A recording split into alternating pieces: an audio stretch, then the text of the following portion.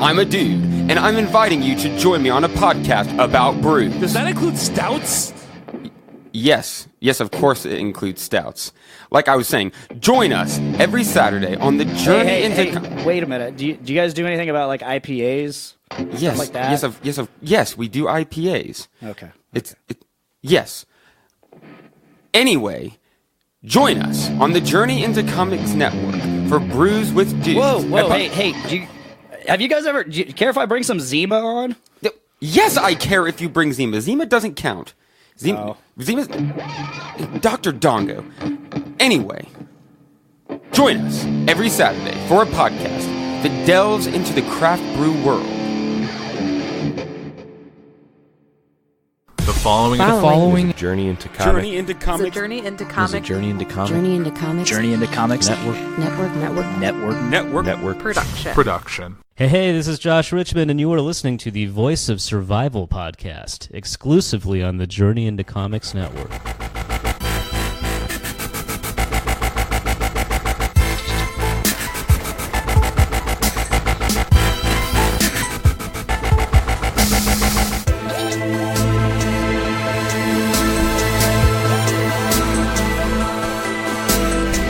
You're listening to the Voice of Survival podcast.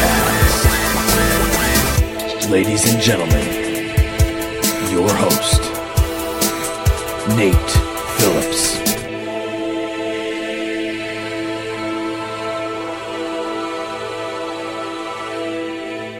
What's up, ladies and gentlemen? Welcome back to a very special episode of the Voice of Survival podcast. It's me, Nate, as the introduction said. I am the voice of survival. Here we are.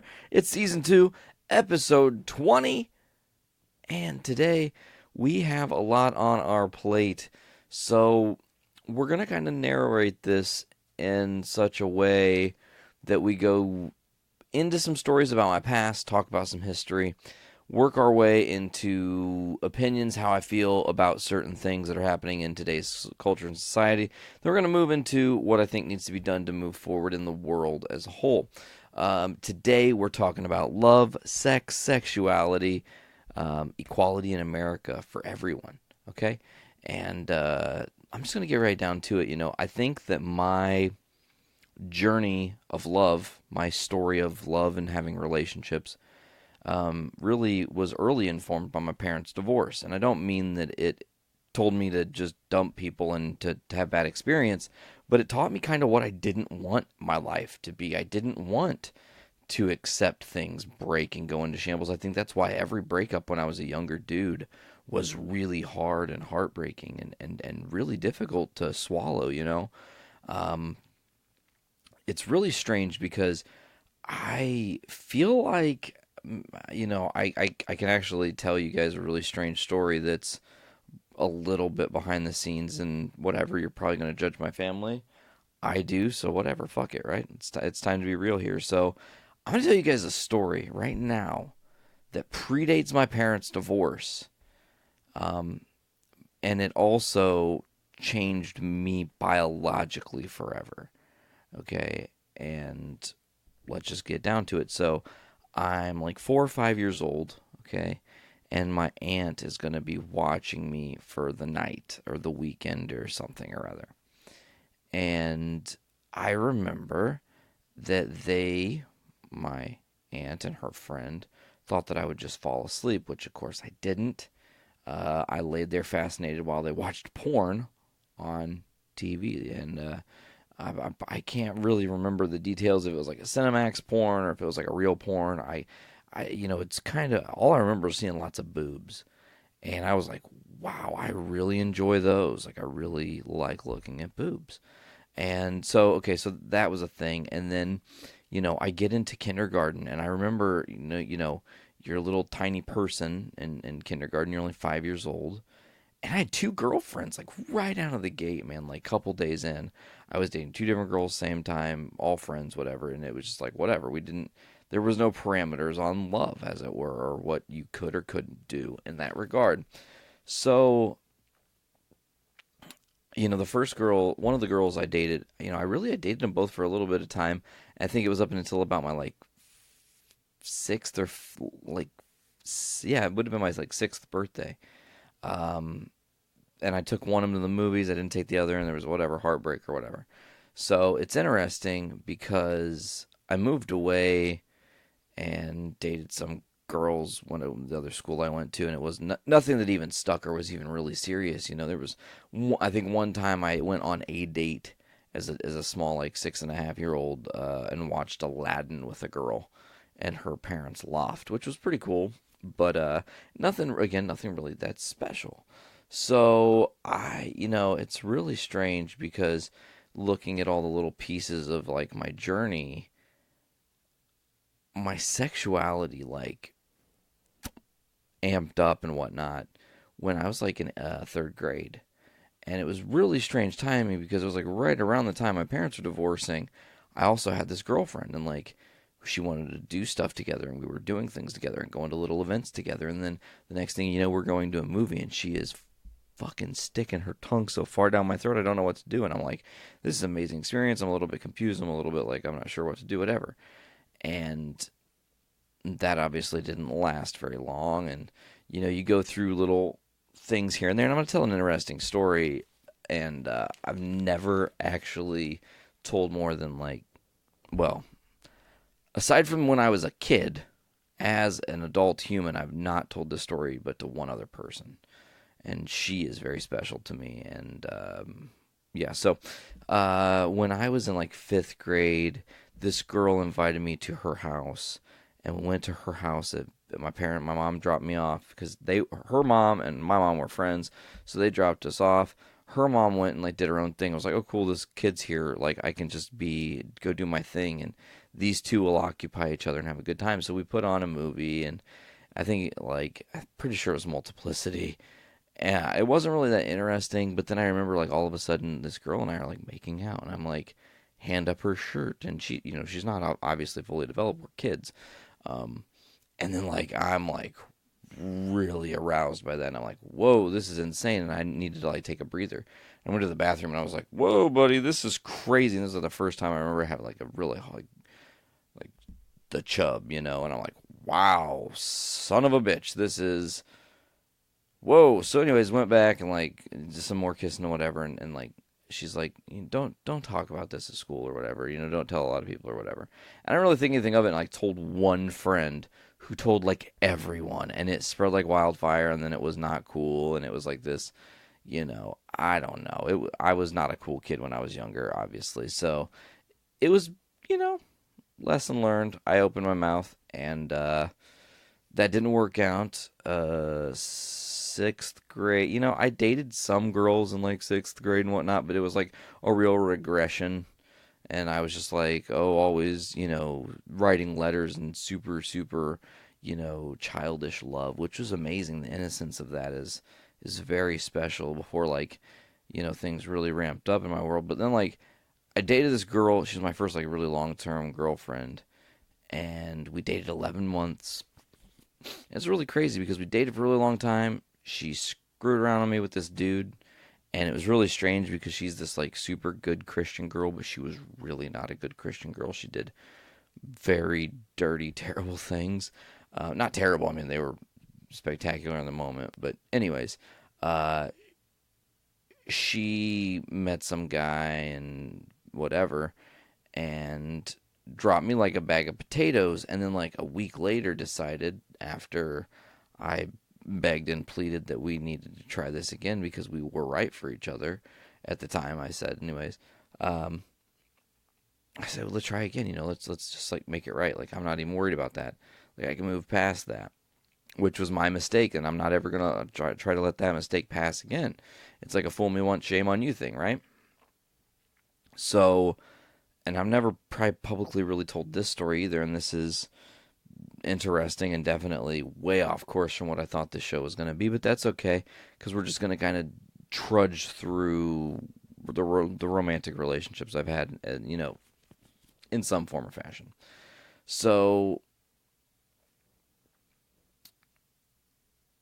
trying to think here. Okay, so, we got back, this girl and I got back together, and things were seeming smooth, and there was this like get together with a bunch of friends, and it was a really nice time. Like I think Guitar Hero 1 had maybe just come out, maybe not even that though. My timelines are all off, so I'm not sure. There was something going on though. There was some sort of video game we were all playing and having a good time together. And I went to go step outside to just like take 5 and catch some air. And I walked outside. Swear to God, this is a true story. I would not fabricate this and would not try to cover my ass on something like this, because it's just one of those situations where it was so crazy to me that it even happened. It just burned into my head forever, you know? It was like ultimate betrayal, because I go outside and it's like breezy. It's like a nice late spring evening. I'm just like breathing in the air, and all of a sudden one of my dudes rushes out. It's like, "What the hell are you doing? Are you crazy?" And I'm like, "What? What's going on, man?" And they're like, "You can't do that to her." And I was like, What? I just kissed her and said I'll be right back. Like, what are you talking about? And when I walked away, this girl claimed that I grabbed her by the throat in front of these people. They were all there. No one saw me do that. She didn't scream or do anything or yell stop or anything. And why would I just grab this girl's throat when I'm trying to be in love with her? Like, that MO does not add up or cooperate or compute. So, like, I was really upset. My buddy drives her home, drives me home. You know, I'm heartbroken that this is officially over, because it's like this crazy thing. 2 days later, I find out she's still talking to that guy, and she fabricated the story. She even admitted that it didn't really happen, what she said, and she just had kind of lost it. And man, that was a real bummer. And then kind of trudged on this path of like, I dated a girl for a couple months, it wouldn't really work or go very far, or it wasn't what I was looking for. I also got in this really weird situation where now, retrospectively looking back as an adult man, I know I can like reconcile and realize there were moments in time when I was a kid, when I had still had my virginity and everything, that girls were throwing themselves at me essentially just for sex. But I was looking for the relationship side of things, so I was just not naive and trying to be in love. And I think my wanting to be in love with these people turned them away from being interested in the other side of it, which is fine. It's not meant to be, you know, whatever. And let's talk about this first time, okay, because it got brought up. Okay, I'll tell this story, whatever. It's late. I can tell this story. It's my podcast, right? So I dated this girl. Her and I had broke up. Strange situation. After we broke up, we talked more. And she had, because her and I had actually met through Instant Messenger. She had an ex-boyfriend who I knew was screwing around on her at the time, so I like messaged, and her and I dated, and we had a really very physical, very spectacular relationship. We never consummated that relationship, as it were. So we break up, some time passes, like 3 or 4 months, and her and I are still talking on AIM, and it's like, I don't know, it's like 1 a.m. And she's like, "Hey, what are you doing?" I'm like, sitting here in my dad's fucking living room, just chilling, you know, using the dial-up fucking internet, you know, to be on AIM, Instant Messenger, as it were. She's like, "You should walk over." And I was like, "What?" She's like, "You should just leave your house and walk over. It's only like 8 blocks. It's not that bad." And really the walk isn't that bad. So I'm like, okay, she wants me to come over. I'll go over to this girl's house for a little bit, whatever. I went over there, and there was no denying what she was into or wanted. She was barely dressed. We just got downtown Charlie Brown. One thing leads to another, leads to her pulling out a condom. My first time I used a condom. Big surprise. So yeah, anyways, it happens. It was nice. It was a learning experience. And I would, again, date girls on and off and not have a lot of sexual encounters, really. But when I was in romantic situations in sexual relationships, whatever, you learn things about people. You learn to listen. Well, you should anyways if you're more than just thinking about your own self needs. See, my thing has always been in as much as I can, putting other people first as best I can, So pleasing your partner, making sure they're happy, they're satisfied, they're maintained before your needs are met, while your needs are being met, whatever, however. But I kind of had to slip in and learn about all that, And it's really crazy because you date people and you think you know them and things change.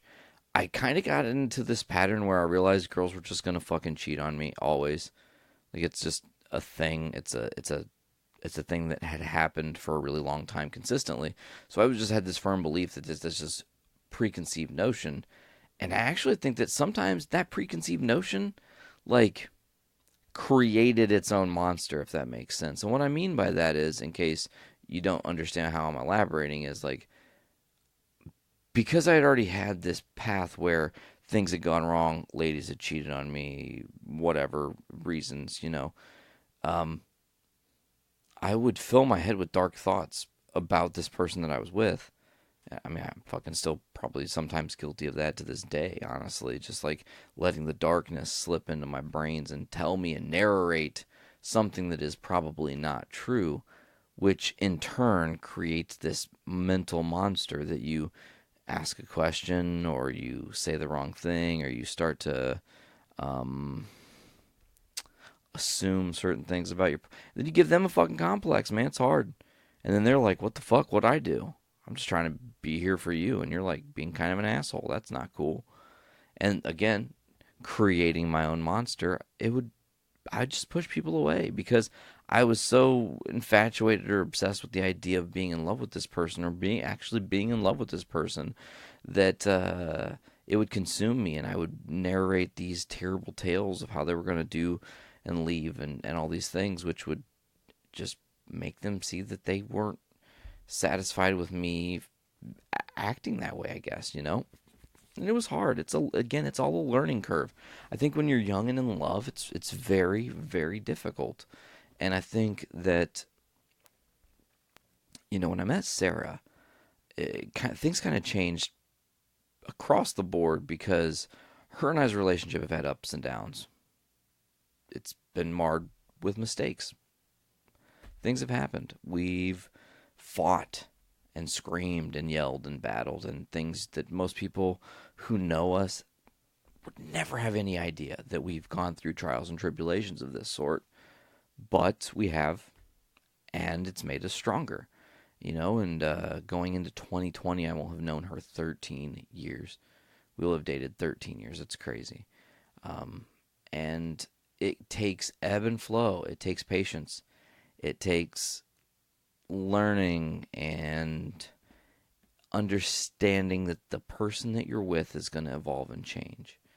And as long as you're cool with rolling with the punches and evolving and changing with them, as opposed to evolving and changing against them, you guys, there can be longevity and happiness, And the Poors did an episode. I don't know if I referenced this in this episode already or not, but they did that episode on the honeymoon phase. And I try not to lose that concept. Like, I think you should always show your love and appreciation to a person that you're with, or that you really care about, even if it's not a romantic relationship and it's just a friendship. You should actively seek out telling people on a daily basis, hey man, I care about you. Hey, I'm thinking about you. If you're doing something and one of your friends pops into your mind, immediately pick up your phone and hit them up. Just say, hey man, you're on my thoughts. I hope things are cool. That's all. Even if you don't talk for more than 2 seconds, that can make all the difference in the world, And just to actually talk about the honeymoon phase in relationships, can it be real? Yeah. Most of my relationships were honeymoon phase relationships until they weren't. But it's nice to know that with ups and downs in relationships, you can evolve and grow and adapt, So in the grand scheme of things, like, you just look at this whole narrative of what my journey had been as a kid leading into my adult, and to say where I am now, and I'm in the greatest relationship in the world, and to the people that know me, they really know what that means. To the outsiders, you like think you know how that means, but I guarantee you don't, because I've, that full story, my full background in my life now, I have to keep very private and protected, mainly because people could weaponize and use things against me and people that I care about. And that's not cool. So just know that your boy is very grateful for the relationship he has, loves the people that he loves, and yeah, that's that. So before we move into the next part of this, I want to talk a little bit about how the thread of what I've gone through can lead to you guys learning things, and I can impart advice, I guess. And, one piece of advice I think is lost is not to just hear your partner, okay? You don't just hear them. Actually listen. Think about what they're saying. Take it at face value. Think about it for more than 30 seconds before you respond. Don't immediately retort and be in a battle, I think that another thing that's very important that will help people to be happier in their relationships is doing little, tiny things every day that you commit yourself to your partner. So, a hug, a kiss, a hey, I love you. If you can accomplish those 3 things at least once a day, every day, which really, that's the bare fucking bullshit minimum. You should be doing more than 1 hug, 1 kiss, and 1 I love you a day with your partner. You should tell them, look them in the eyes and be like, I am so in love with you and so grateful that we are taking this journey in our lives together, because what I'm experiencing now is the best I've ever experienced. As long as that's true. If you're with someone you hate, and that's a whole other ball game. It's like, there are people who are in relationships where they are literally, I don't know what the word is. You're trapped, I guess, is the way to say it. I think that is not misrepresented. I just think that it can be misconstrued when people think the term trapped, because it doesn't always mean super abusive trapped. It can be in little things. It can be in the big things, And if you are in one of those situations, you just got to be brave and take it one step at a time. And if you're not willing to look at your partner and say, hey, I need you to evolve and become better, or I'm going to leave, if then you got to just kind of eye up your shot to just go, if that's the choice you're making, instead of trying to work on things. And I'm a big fan of working on things, If you can be with someone for a long time and things change and you're still with that person and they've seen you at your worst and you've seen them at their worst and you're still wanting to be around, it's worth it, And I think that another piece of advice I would give to people is, don't be afraid to be honest with your partner about how you're feeling when you're happy or when you're sad, or anything in between there, obviously. But don't be afraid to just go to your partner and be like, hey, I really love spending time together, but will you please go do the fucking dishes once? Like, I like watching movies with you, but will you please fucking vacuum just one time? Like, just being communicative and not taking it always too seriously. And I think that's one thing I've learned, is to not take everything personally. And I've tried to be a pro of letting things roll off. I've obviously failed at that in the past and held things personal, way more personal than I probably needed to. But again, that's all in learning. You're going to have to take mistakes that you make, realize them, look at them, analyze them, and go, okay, and do I want to make that mistake again? Or do I want to evolve and never, ever make that mistake again and be a better version of myself. And that's what you got to strive to do. And, there are people out there that are struggling in their relationships over various problems. And I tell you, at the core, if you love the person, all the other outside shit, money, family, whatever it is, work, drama, whatever the fuck, it's not that big a deal. It's not that important because all that stuff is going to be temporary. Your money situation's not ever going to be permanent unless you get fucking born into money. You're going to fight for it. You're going to have times where you have it and you don't have it. You're going to scratch and claw and get ahead to just fall right back behind. And that's just the unfortunate reality of our era that we live in. So, let's move on to really the beefy boy of this podcast. Because while I opened with love, talking about sex, relationships, kind of parts of my journey, loosely touched, I think it'd be nicer if there was someone else here to bounce things off of and I could really divulge interesting stories and break down different times in my life that have also given me guidance to who I've become. I want to talk about something that is a hot button topic, and it's near and dear to me because people that I personally love with my heart and care about their livelihoods and their existence on this plane, deal with persecution on a daily basis, even if they don't directly feel the effects of it. It's all around them, and that is the inequality that's happening in America. While there have been great, humongous movements in the steps towards equality for all people of any sex, creed, religion, and sexual orientation, it's still really kind of a far way off. I mean, sure, I'm a straight white man. I'm the worst person to probably be talking about this. Honestly, just being very real with you, I don't represent those communities well because I am not in those communities. So I don't know personally, on my own skin and conscience feel the pressures that exist being in the LGBTQ plus community. But I can say this. We are all humankind. We're all people. We all breathe air. We all piss, and everything in between. We all want to feel love.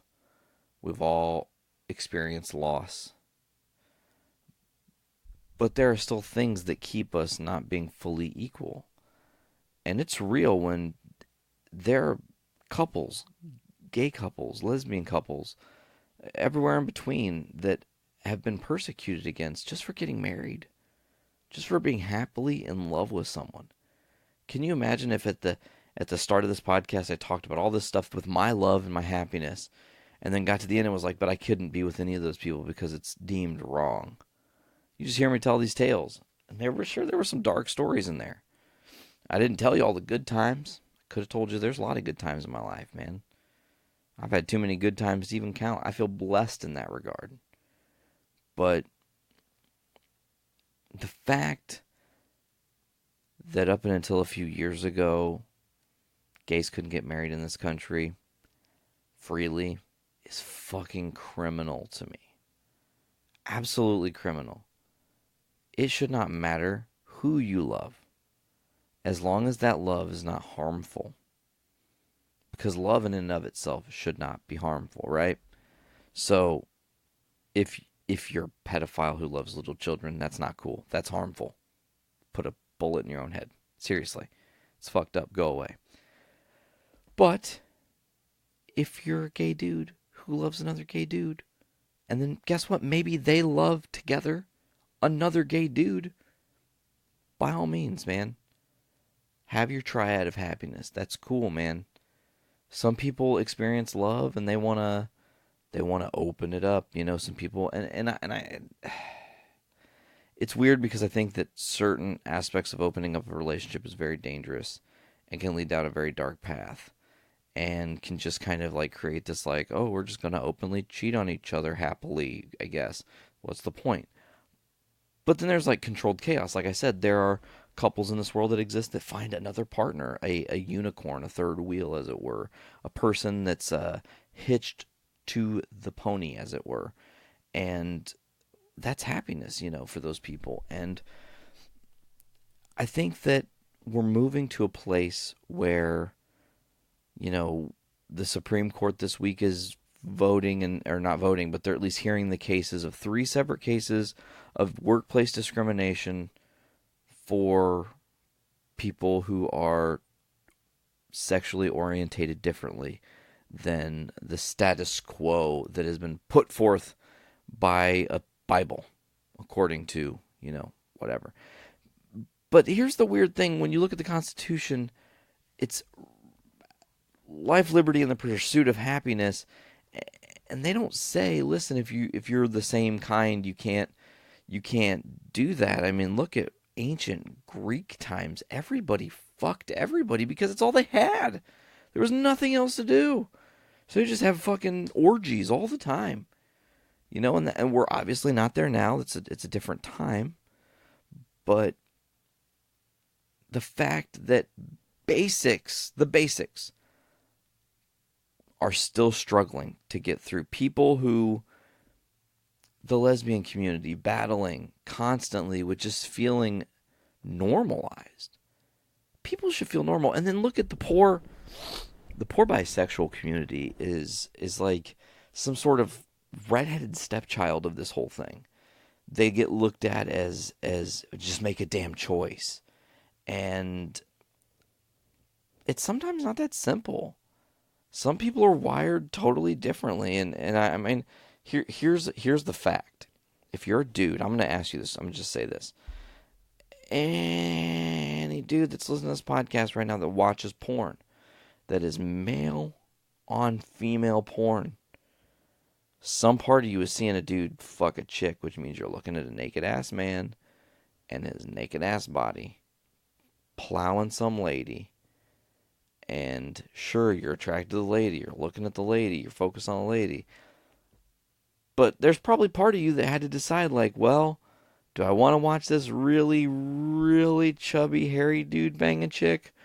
Or the kind of muscular, attractive dude with tattoos? I mean,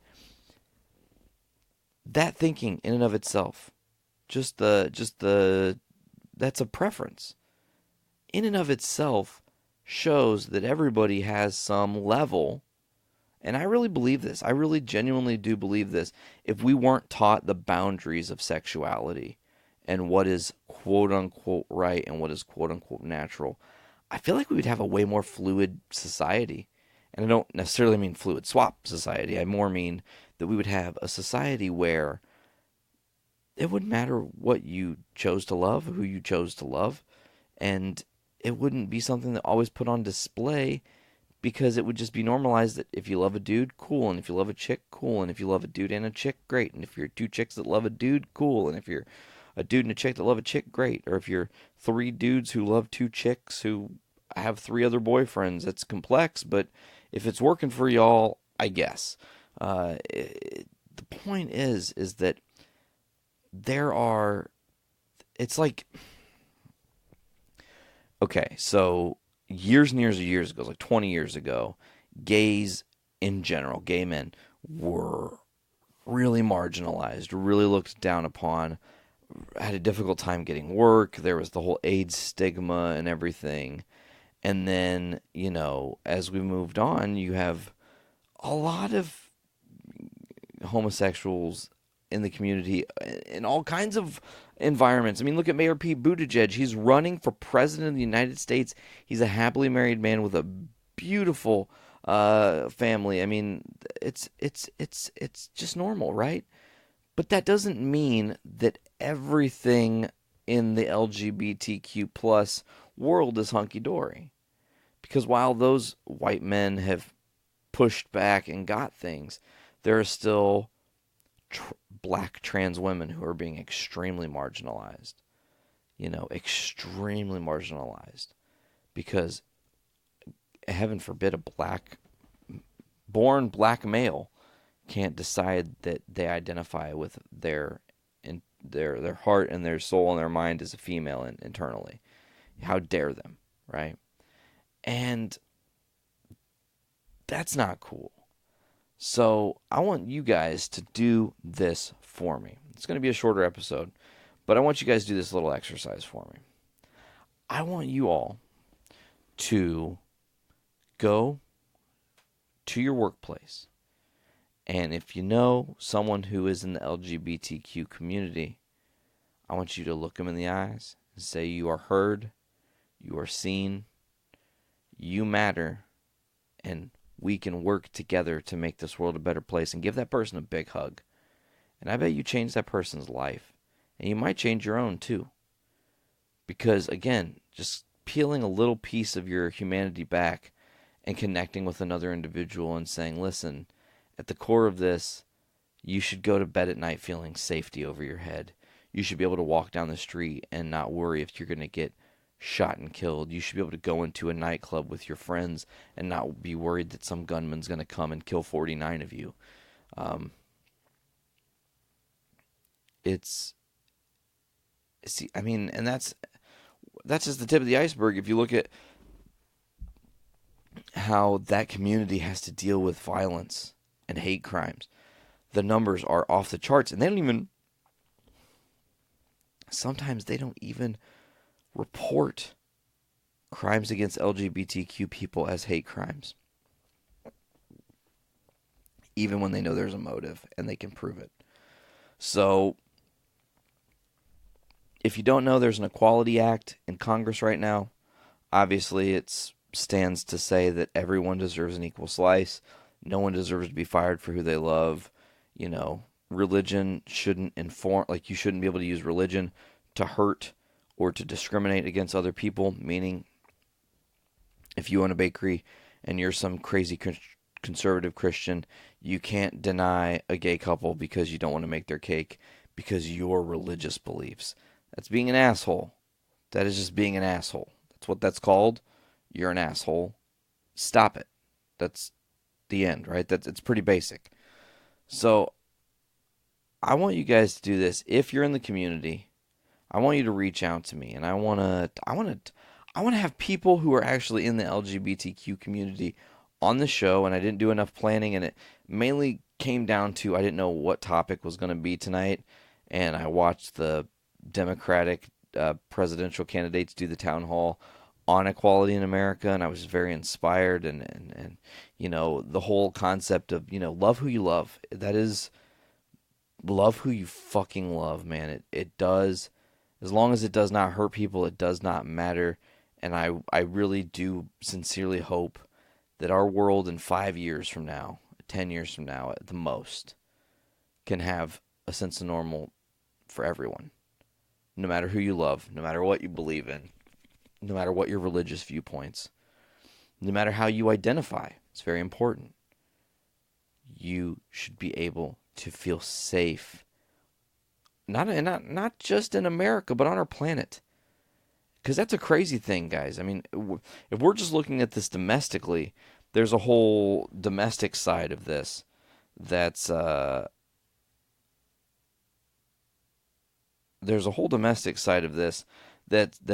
you know, big, obviously, because there is inequality in America. But while the douche lord Mike Pence was a part of Indiana, he had the conversion, the gay conversion therapy things going on, trying to convert people who are homosexuals to not be. And it's just like, come on, man, that's fucking insane. But that's not even the worst. You go to other countries, people are being beheaded, people being stoned in the streets, whipped, publicly executed for who they love, for being gay, for being a lesbian, for just loving. Something as simple as choosing to love is getting people murdered. And that's what we need to change too. This isn't just an epidemic that's affecting America. It's affecting the world. There are countries that are very sick, believing that gay should be eradicated.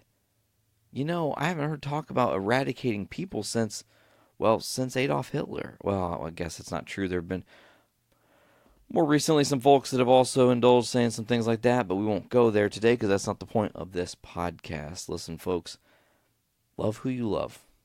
Find happiness. Seek your happiness out and seek your truth. And you know what? There might be people who listen to this podcast who are my friends who are closeted right now, who I don't even know are closeted. And they don't want to come out. They're afraid. They're not sure. They're unsure of themselves. And listen, if you are one of those people, find me, because I am an ally. You can tell your story. I will listen.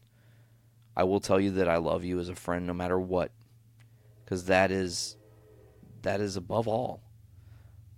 Special guest appearance on this episode by the Train of Our Existence, of course, showing up in the final minutes of the show here.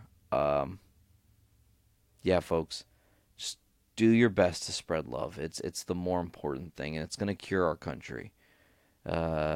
Even if you don't see eye to eye with a person, love first, hate second. Unless you drive like a total asshole, and I'm probably going to flip you off. Anyways, folks, thank you so much for listening to this week's Weird Ramblings of the Voice of Survival podcast. Hopefully you've enjoyed Season 2, Episode 20. As always, you can check out our show for the next couple weeks at least, every other Friday right here on the Journey Into Comics network at journeyintocomics.com.